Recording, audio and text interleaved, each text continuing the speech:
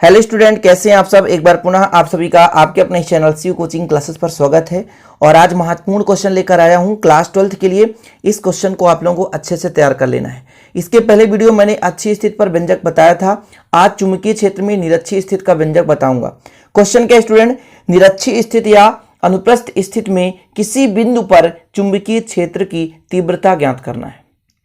Question क्या है, निरक्षीय स्थिति है आपके पास या अनुप्रस्थ स्थिति जिसको कहते हैं, इस पर हमें कोई बिंदु है, उस पर हमें क्या निकालना है, चुंबकीय क्षेत्र की तीव्रता निकालनी है। तो सबसे पहले निरक्षीय स्थिति की परिभाषा समझें कि जब कोई बिंदु जिस पर हमें चुंबकीय क्षेत्र की तीव्रता ज्ञात करनी है, यदि वह चुंबकीय अक्ष के लंबार्धक होता है तो इस स्थिति को चुंबक के सापेक्ष निरक्षीय स्थिति या अनुप्रस्थ स्थिति कहते हैं। देखिए डायग्राम से आप समझेंगे कि जब कोई बिंदु, जैसा कि यहां पर एक बिंदु P है, जैसा कि यहां पर एक बिंदु P है जिस पर हमें चुंबकीय क्षेत्र की तीव्रता ज्ञात करनी है, तो वह बिंदु जिस पर हमें चुंबकीय क्षेत्र की तीव्रता ज्ञात करनी है वो यहाँ पे आपके पास चुंबकीय क्षेत्र है। तो चुंबकीय अक्ष के कहां पर स्थित हो, लंबार्धक स्थित हो, तो उसे हम इस चुंबक के सापेक्ष क्या कहेंगे, निरक्षीय स्थिति कहेंगे। हमारे पास एक बिंदु P है, देखिए यदि वो अक्ष पे स्थित होता, हम अक्ष को बढ़ा देते और अक्ष पे किसी बिंदु पर वो स्थित होता तो P स्थित होता, तो उसे हम क्या बोलते हैं, अक्षीय स्थिति। अर्थात जब हम किसी अक्ष पर किसी बिंदु पर चुंबकीय क्षेत्र की तीव्रता निकालते हैं उसे अक्षीय स्थिति कहते हैं। लेकिन स्टूडेंट, वह बिंदु जिस पर हमें चुंबकीय क्षेत्र की तीव्रता निकालनी है, यदि वो चुंबक के लंबार्धक स्थित हो, कहां पर स्थित हो, लंबार्धक, देख सकते हैं ऊपर के लंबार्धक स्थित हो, तो उसे हम कहते हैं निरक्षीय स्थिति। यानी अक्ष पर नहीं है इसलिए उसे निरक्ष कह देते हैं और उसी पर बना है निरक्षीय स्थिति। कंप्लीट।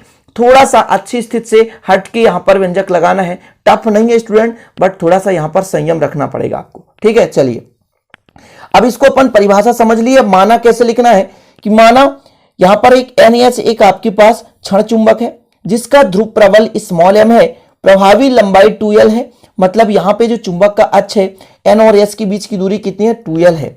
मध्य बिंदु O से लंबार्धक R दूरी पर एक बिंदु P है जिस पर हमें चुंबकीय क्षेत्र की तीव्रता ज्ञात करनी है। इतना कंप्लीट समझ गए कि माना, ध्यान दीजिएगा स्टूडेंट, माना NS एक क्षण चुंबक है। माना NS एक क्या है, एक क्षण चुंबक है जिसकी प्रभावी लंबाई 2l है, इसके मध्य बिंदु O से R दूरी लंबार्धक पर स्थित एक बिंदु P है जिस पर हमें चुंबकीय क्षेत्र की तीव्रता निकालनी है। ठीक है स्टूडेंट, इतना कंप्लीट हो गया। अब आप कहेंगे यहां पर थोड़ा सा कि इसको कैसे फाइंड करना, समझिएगा थोड़ा सा।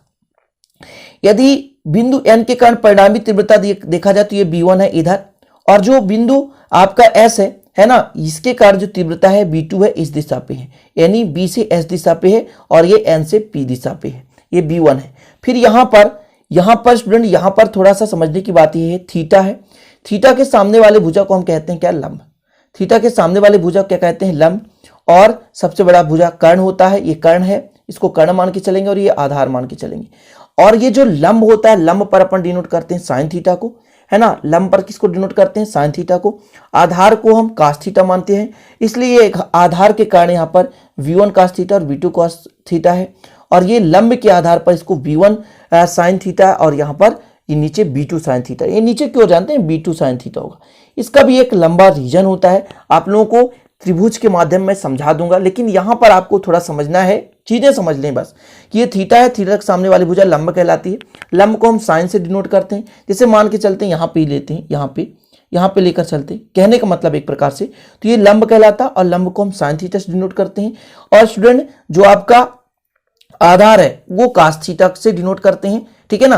क्योंकि लंब को साइन थीटा से क्यों करते हैं, क्योंकि साइन थीटा का फार्मूला ही होता है लंब बटे कर्ण, इसलिए B1 साइन थीटा के रूप में हो जाता है। बस आपको भी इतना समझना है यहाँ पर। तो कॉस थीटा पर B1 कॉस थीटा और B2 कॉस थीटा जो लगभग बराबर होगा। क्या होगा स्टूडेंट, लगभग बराबर होगा, क्योंकि यहां से दूरी समान है ना, S से P की दूरी समान है और N से भी P की दूरी समान है, इसलिए दोनों पर जो तीव्रता होगी समान होगी।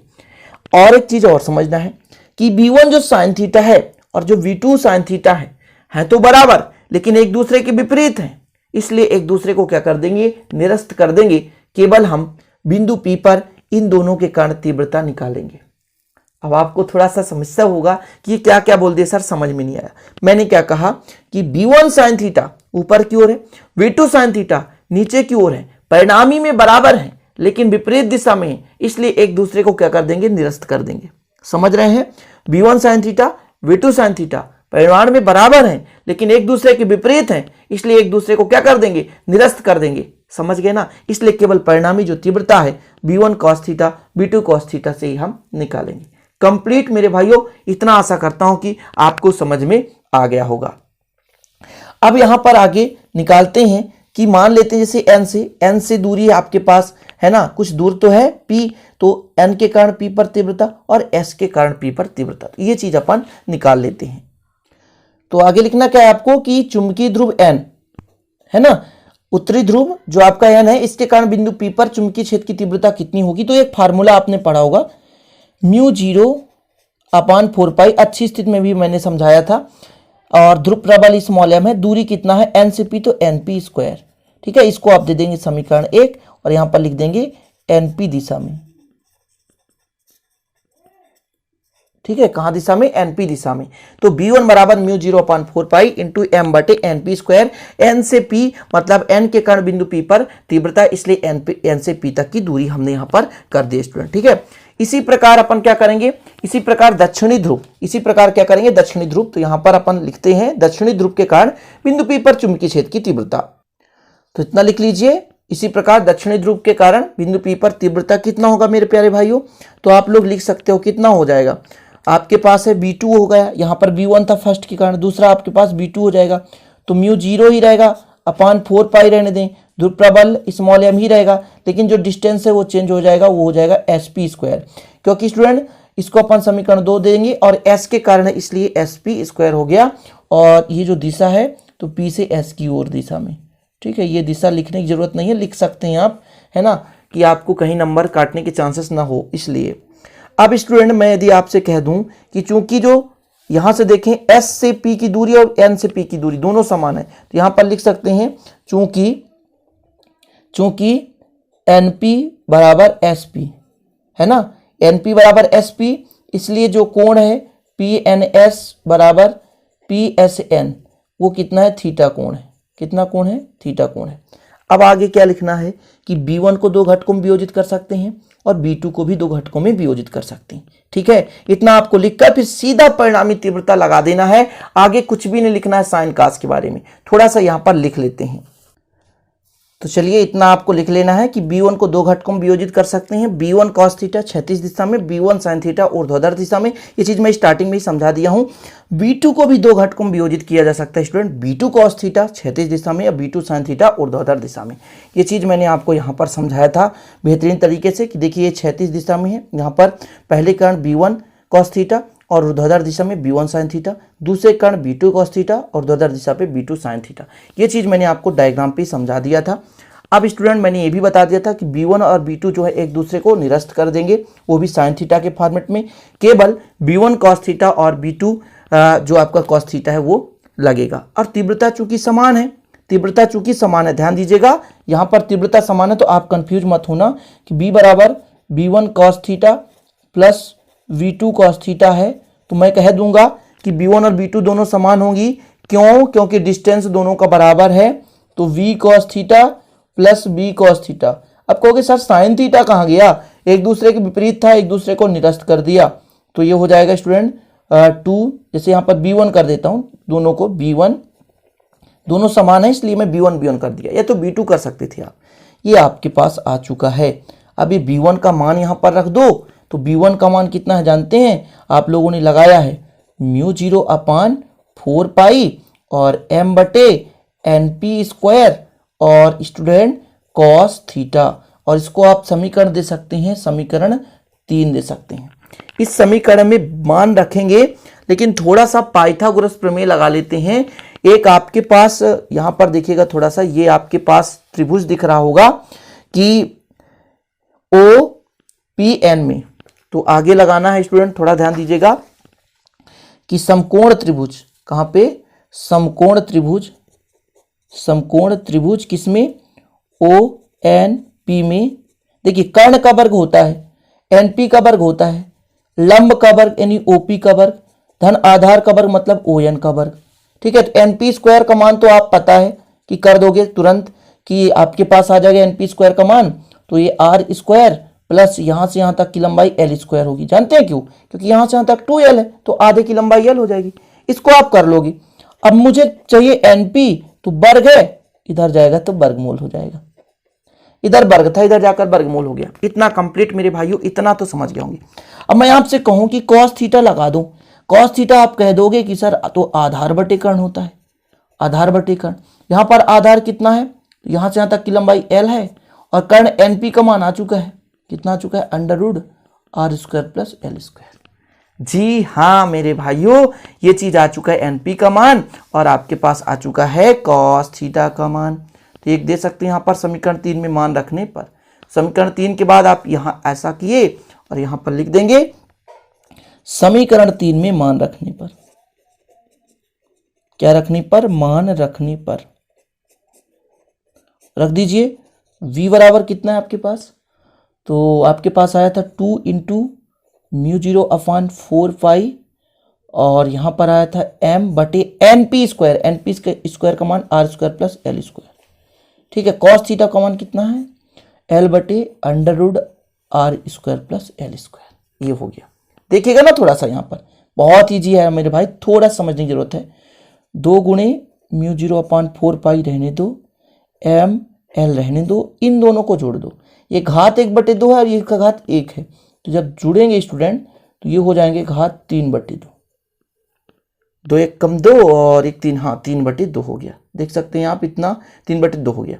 अब मैं यदि आपसे कह दूं कि म्यू 0 अपान 4 पाई है, यहां पर 2l इंटू एम कर दूं, ठीक, बटे R square plus L square के घात 3/2 कर दूं। तो आप लोगों ने एक फार्मूला पढ़ा होगा, और नहीं पढ़ा तो कोई बात नहीं, कि चुंबकीय द्विध्रुव आघूर्ण यहां पर होता है m बराबर 1 ध्रुव प्राबल और दोनों के बीच की दूरी, ये होता है।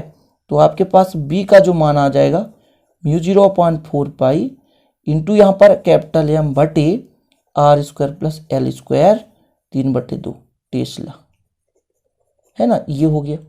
लेकिन यदि L का मान अत्यंत कम हो, यदि L का मान, यदि मैं कह दूं L लेस देन R, तब L की क्या करने पर, उपेक्षा करने पर, उपेक्षा करने पर,